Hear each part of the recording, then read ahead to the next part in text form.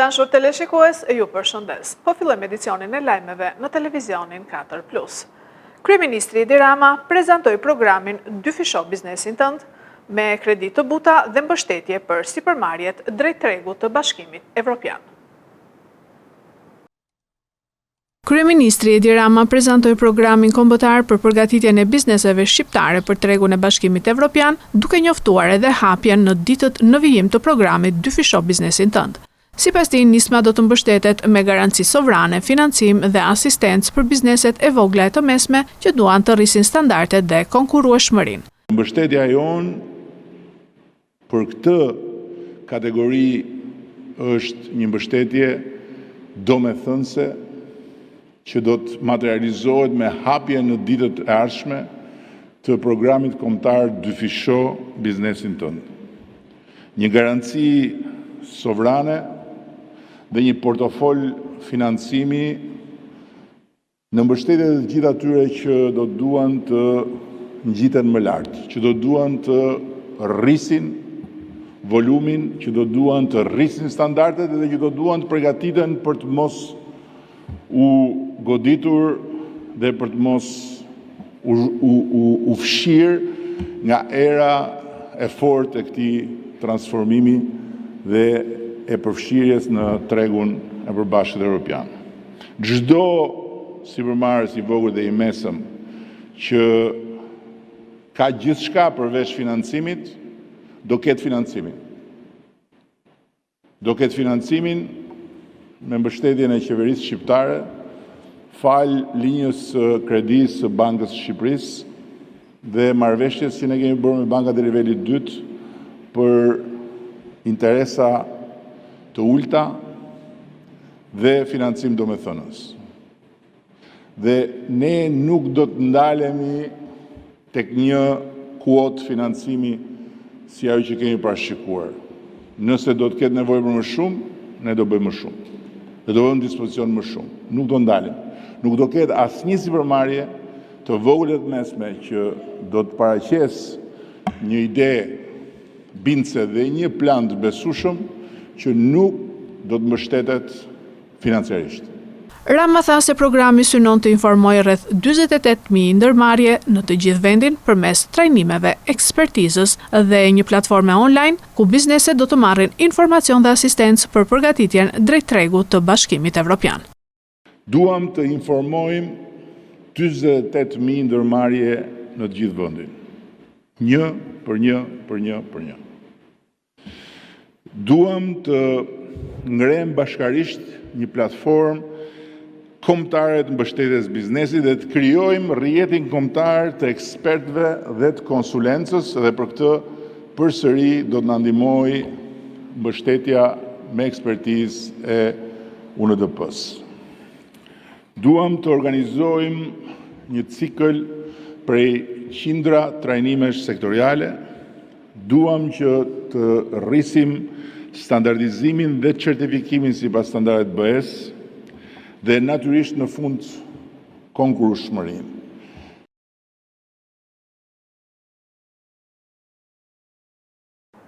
Agjencia e Mbikëqyrjes Policore po heton zinxhirin komandues të policisë Divjak pas zbulimit të parcelës me 1426 bim kanabis në vendin e quajtur rezervuari Divjakës.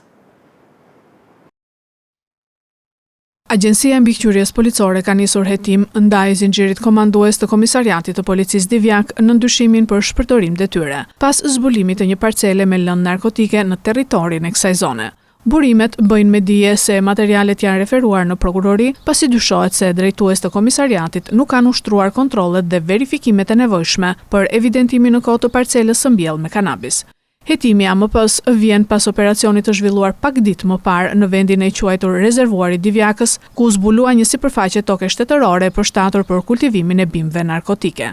Gjatë ndërhyrjes në terren, shërbimet policore konstatuan dhe sekuestruan 1426 bimë narkotike kanabis sativa të kultivuara në parcel, ndërsa u gjetën gjithashtu edhe sasi të konsiderueshme lëndë narkotike të përpunuar.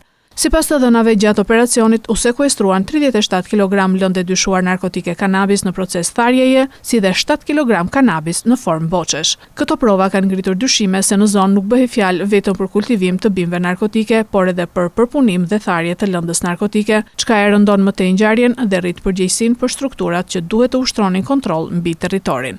Në këtë kuadër, AMP ka nisur verifikimet për të përcaktuar nëse nga ana e zinxhirit komandues të policisë Divjak ka pasur neglizhencë, mosveprim apo shpërdorim detyre në lidhje me kontrollin e territorit dhe parandalimin e kultivimit të bimëve narkotike. Hetimet pritet të përqendrohen te procedurat e ndjekura nga komisariati, kontrollet në terren dhe masat e marra për monitorimin e zonave problematike. Një zjarri për masave të mëdha përfshiu të dielën fshatra Drizë dhe Peshta në Fier, duke lënë pas dëme të mëdha. Policia ka arrestuar autorin 20 vjeçar të zjarrvënies. Zjarri nëntoroshi për masave të mëdha që përfshiu mesditën e së dielës zonën mes fshatrave Drizë dhe Peshta në bashkinë Fier, la pas dëme të mëdha sipas banorëve në banesa në mjete bujqësore, shpesë, vreshta, ullishte, por edhe në bazë ushqimore për bagëtit. Para mua me të shtëpia, që dua të vi një inxhinier të kontrolloj shtëpinë, se nuk më mban me shtëpia. Mund bjerje. Komplet pllakat lart janë. Dalin s'ka të fare, merë, çdo gjë që dritare, rrjeti elektrik, brenda jo, hidrolike të tëra. 2 lymë me gjysmë vresht një herë, të vinte kejt veje ta shikoja atje në vend. Ullin, kunapi jeton në Itali familjarisht, janë djegur gjithë ato rrenjë ullin. Neve na janë djegur 2 baça me ullin, nga 25 rrenjë që kisha 50 rrenjë ullin, njëri janë bërë kështu shkrum. E shumë të tjera dëmtime në këto, po ky është kunati im këtu, ky është dëmtuar edhe nga shtëpia, nga dëme kështu, jo freza, jo. Tani ne në fshat jemi dhe shpesë, koçka të shtruara, dëmtime janë, gjuna tani, mezika kështu. Ata pohojnë se kur më parë nuk kanë parë një zjarr të tillë në zonën e tyre që të rrezikonte banesat dhe jetët e njerëzve dhe shprehin mirënjohjen për ndërhyrjen e shpejtë të forcave të policisë, zjarrfiksëve dhe helikopterëve të forcave të armatosura, të cilët bën të mundur neutralizimin në kohë të flakëve. Policia ka bërë pamundurën, helikopteri ka shëtuar shtëpinë.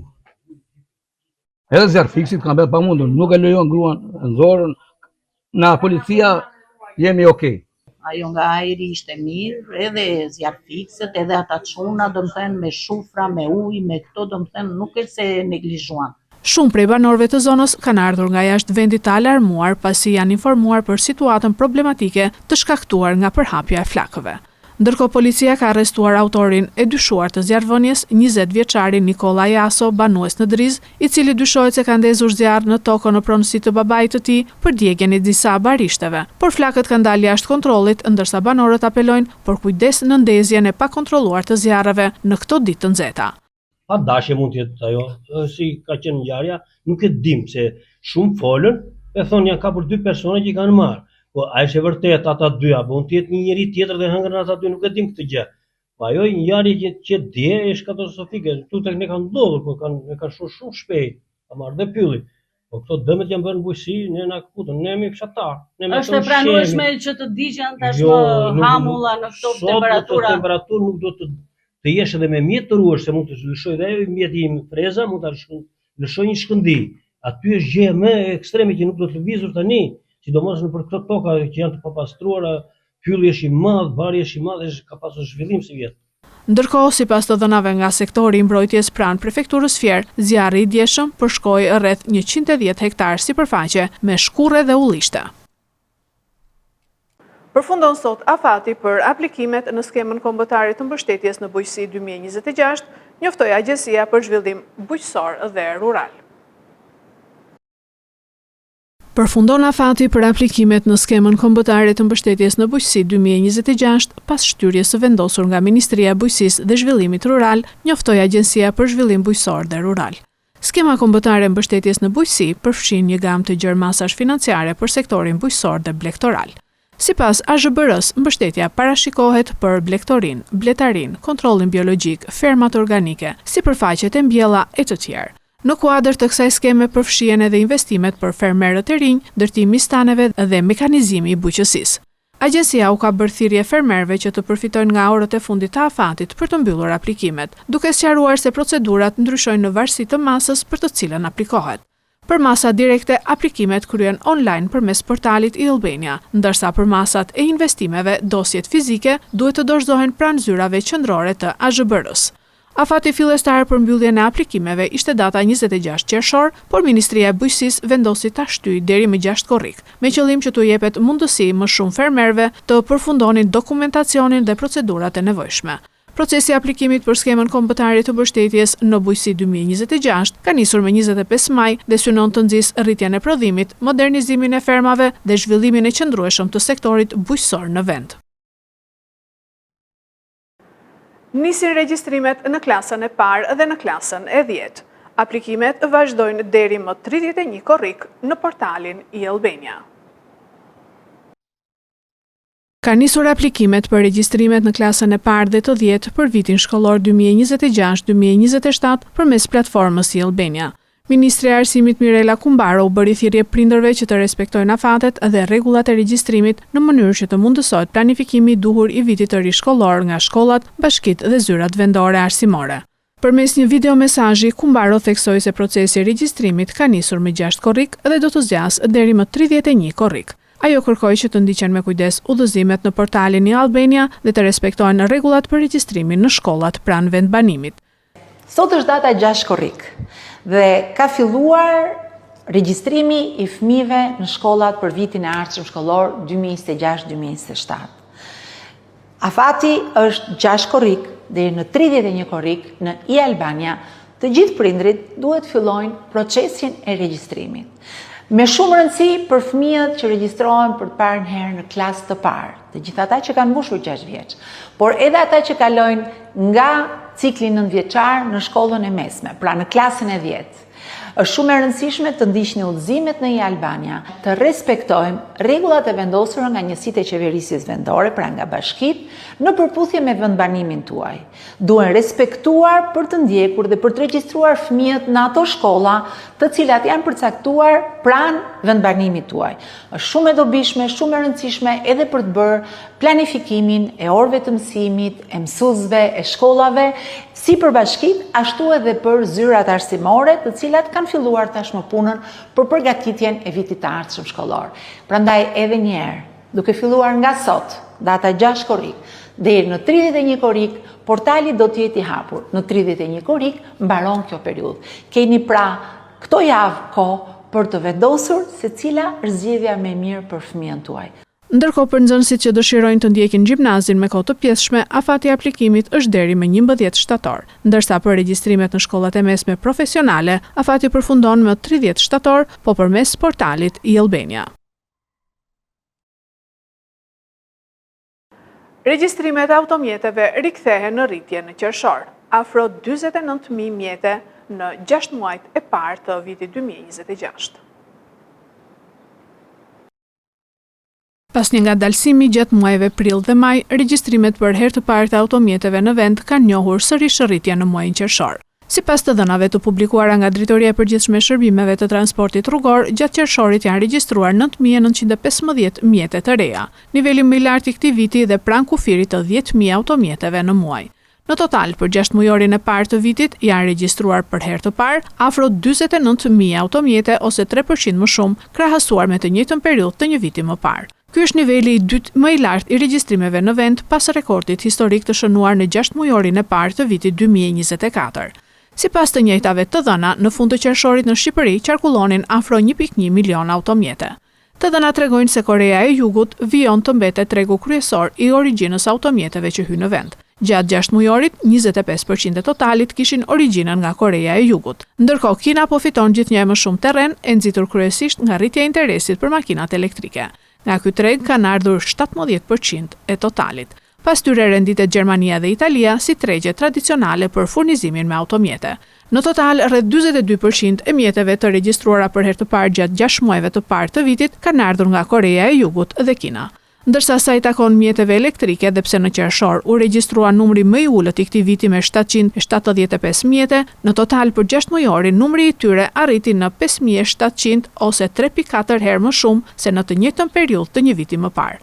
Mjetet elektrike përbëjnë tashmë 11.7% të totalit të mjeteve të regjistruara për herë të parë.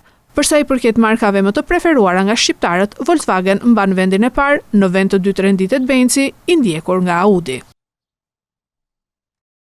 Këto ishin lajmet tona për sot. Lajmet i gjeni dhe në internet në website-in 4plusmedia.tv. Bashkë mirupafshim.